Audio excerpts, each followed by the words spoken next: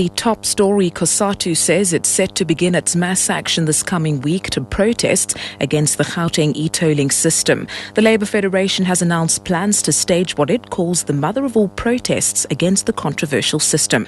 COSATU says it's set to begin its mass action this coming week to protest against the Gauteng e-tolling system. The Labour Federation has announced plans to stage what it calls the mother of all protests against the controversial system. There's been renewed public anger at a new set of tariffs that the South African National Roads Agency has published. The new tariffs entail heavy penalties for drivers who don't register for e-tags. COSATU President Dumo Dlamini says they will call on their 2 million members to join the protest. We've warned government and the government spokespersons to be responsible when they make comments. The more they make reckless comments, they make us to be more angry. And this matter is not going to be resolved with a hot rhetoric from government by people who just wish that this problem is normal. It is here. We will fight and we will fight until we win. We are ready. We shall continue to fight this thing.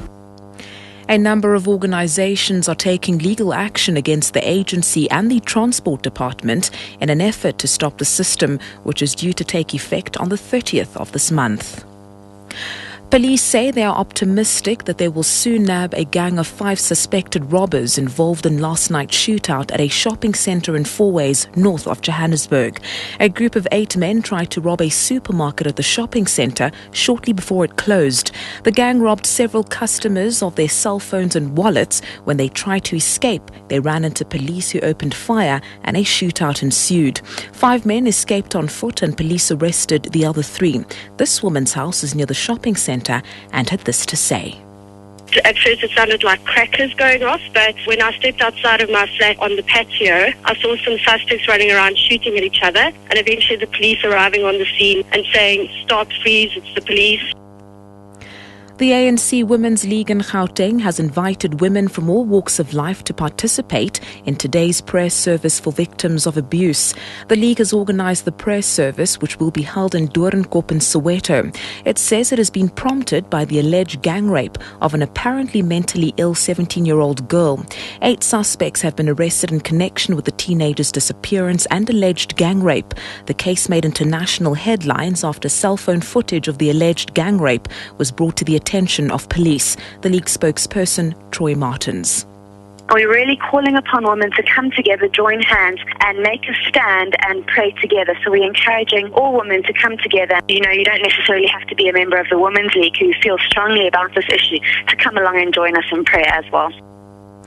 In other news, Higher Education Minister Bladen Zamande says he's concerned about university students' lack of interest in environmental studies. He was addressing education and local government representatives at the launch of the African Green Campus Initiative in Cape Town. And Zamande says he believes environmental studies are as important as maths and science. He says environmental studies can help researchers to understand the effects of global warming.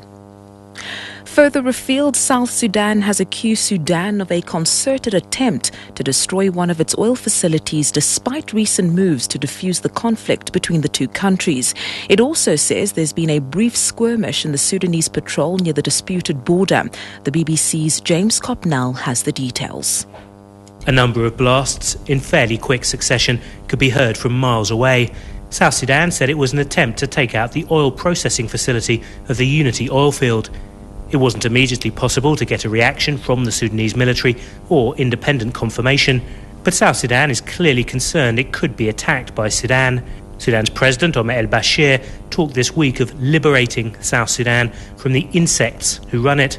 He was furious after the South Sudanese took and held for over a week the Hedgelige oil fields, a major source of revenue for Khartoum. And finally, on the international front, voters in French overseas territories have been casting their ballots in the first round of a presidential election a day before the rest of the country. More than 750,000 people in islands in the Pacific, Indian and Atlantic Oceans enjoy full voting rights as French citizens.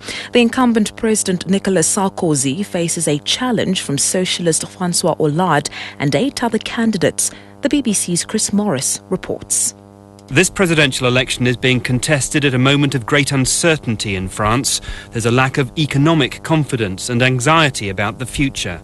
It means that beyond the core supporters of each of the candidates, there hasn't been huge enthusiasm for the election campaign, and abstentions in this first round could be quite high.